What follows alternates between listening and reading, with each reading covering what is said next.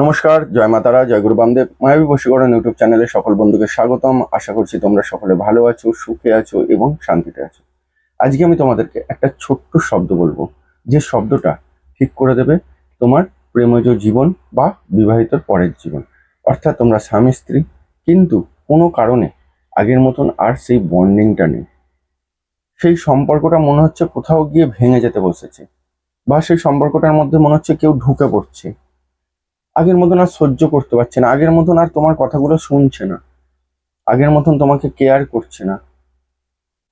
সেটা স্বামীর ক্ষেত্রে হতে পারে, স্ত্রীর ক্ষেত্রেও হতে পারে। আগে যে কেয়ারিংটা ছিল, সেই কেয়ারিংটা পুরো নষ্ট হয়ে যেতে বসেছে, বা আস্তে আস্তে নষ্ট হয়ে যাচ্ছে। কথায় কথায় ঝগড়া, কথায় কথায় অশান্তি, কিছুতেই আগের মতন সেই জায়গাটা আর আসছে না।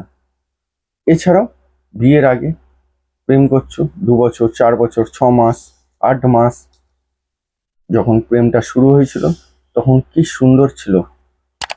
দুজন দুজনের মধ্যে বন্ডিং ছিল, দুজন দুজনের কথা শুনতে একটা টান ছিল, আলাদা অনুভূতি ছিল, আলাদা ফিলিংস ছিল। কিন্তু এখন সেই ফিলিংসটা কারোর দিক দিয়ে হয়তো মরে যাচ্ছে, কারোর একজনের দিক দিয়ে মরে যাচ্ছে।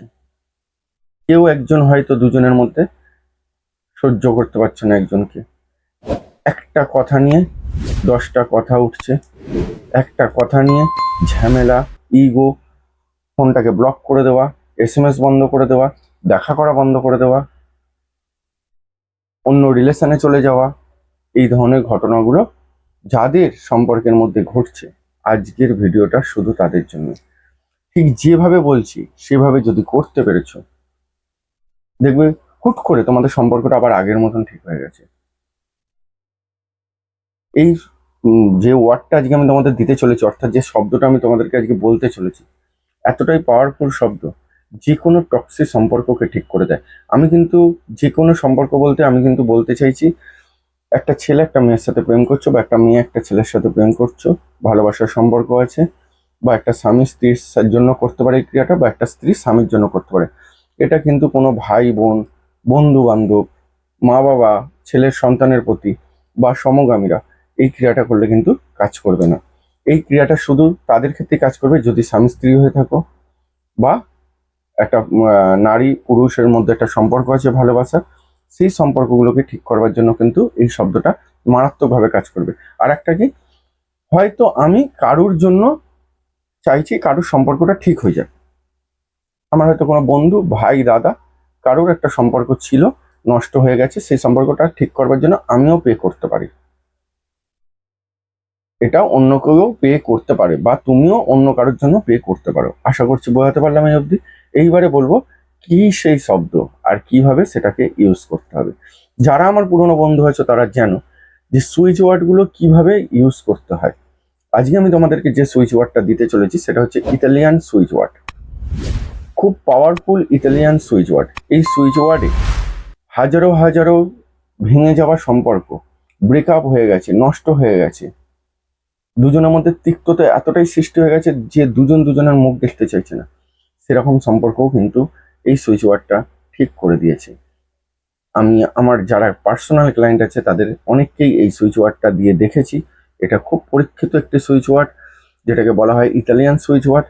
খুব তাড়াতাড়ি দুম করে সম্পর্কগুলোকে ঠিক করে দেয়। এবার কারোর ক্ষেত্রে একটু বেশি সময় লাগতেই পারে, কিন্তু এই সুইচ ওয়ার্ড বা যে কোনো ক্রিয়াই যখন করতে যাবে তার আগে 2-3টে জিনিস খুব দরকার, খুব প্রয়োজন, নাহলে কোনো কাজই করবে না। যেটা হচ্ছে বিশ্বাস, ভক্তি। বিশ্বাস, ভক্তি আর ধৈর্য।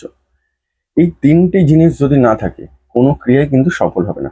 তুমি যে জিনিসটা করছো সেই জিনিসটার উপর বিশ্বাস রাখো, ভক্তি রাখো, আর নিজের ওপর ধৈর্য রাখো। কারোর দুম করে ঠিক হয়ে গেছে, তোমারটা হয়তো 2 দিন টাইম লাগছে, বাট তোমারও ঠিক হবে। এই সুইচ ওয়ার্ড কাউকে কিন্তু ফেরায় না, এই সুইচ ওয়ার্ডটা কাউকে ফেরায় না।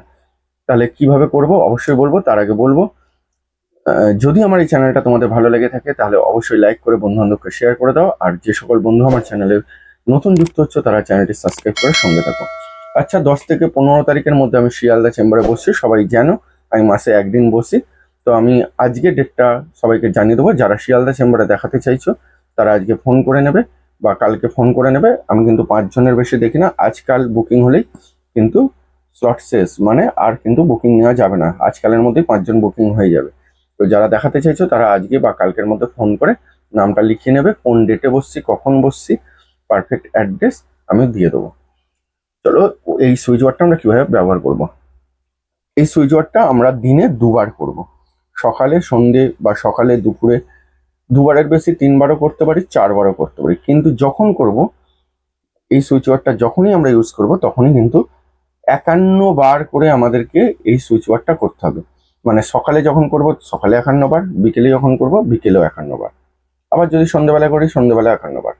যারা 2বার করতেই হবে, 3বার 4বার যতবার খুশি করো, কিন্তু যখনই করব তখনই 51বার করে করতে হবে। সুইচ ওয়ার্ডটা ইউজ করবার আগে আমাদের একটা পজিটিভ থিঙ্কিং আনতে হবে যে হ্যাঁ, আমাদের সম্পর্কটা আর টক্সি নেই, ভালো হয়ে গেছে। আমাদের সম্পর্কের মধ্যে যে একটা বিদ্বেষ জন্মেছিল, যে একটা ঘেন্না জন্মেছিল, বা একটা যে ঝগড়া অশান্তি ছিল, সেটা ঠিক হয়ে গেছে। এখন আমরা দুজনে হ্যাপি আছি। এইটা মনে মনে ভেবে নিয়ে এই সুইচ ওয়ার্ডটা পাঠ করতে হবে 51বার করে। কোনো দিক নেই, যেদিকে খুশি মুখ করে করতে পারো। মহিলাদের ক্ষেত্রে শরীর খারাপ থাকাকালীনও করা যেতে পারে। এছাড়াও হাতে লিখে রাখতে পারো ব্লু কালি পেন দিয়ে। হাতে যদি লেখো তাহলে কিন্তু যে শব্দটা বলবো সেই শব্দটার তলায় যে মানুষটি, তোমার ভালোবাসার মানুষটির সাথে সম্পর্ক ঠিক করতে চাইছো, তার নামটাও লিখতে হবে। খাতাতেও লিখতে পারো, যে শব্দটা বলবো সেই শব্দটা বলার পর, লেখার পর তার তলায় সেই ভালোবাসার মানুষটির নামও লিখতে পারো। অর্থাৎ খাতায়, হাতে, সব জায়গায় করতে পারো। জানো ভালোভাবে সুইচ ওয়ার্ড কিভাবে ইউজ করতে হয়। আমার পুরনো বন্ধুরা জানো, নতুন বন্ধুদের জন্য বলে দিলাম। তবে এই ক্ষেত্রে, এই ওয়ার্ডটার ক্ষেত্রে যদি জপ করো খুব পাওয়ারফুল হবে, অর্থাৎ যদি চ্যান্ট করো খুব পাওয়ারফুল হবে। 51বার করে যদি দিনে 2বার চ্যান্ট করতে পারো, ইনস্ট্যান্ট দুম করে তোমাদের সম্পর্কটা ঠিক হয়ে যাবে। তো আর দেরি করবো না, এবারে সুইচ ওয়ার্ডটা বলে দিই, স্ক্রিনেও লিখে দিচ্ছি। যেভাবে উচ্চারণ করবো সেভাবে উচ্চারণ করতে হবে। আরমোনিয়া, আরমোনিয়া, আরমোনিয়া। দেখো আমি ইংলিশে লিখে দিয়েছি আরমোনিয়া। যখন আমরা উচ্চারণ করব, লিখবো যখন, তখন কিন্তু আরমোনিয়া। উচ্চারণ যখন করব তখন কিন্তু আমোনিয়া। যখন উচ্চারণ করব তখন কিন্তু আমোনিয়া।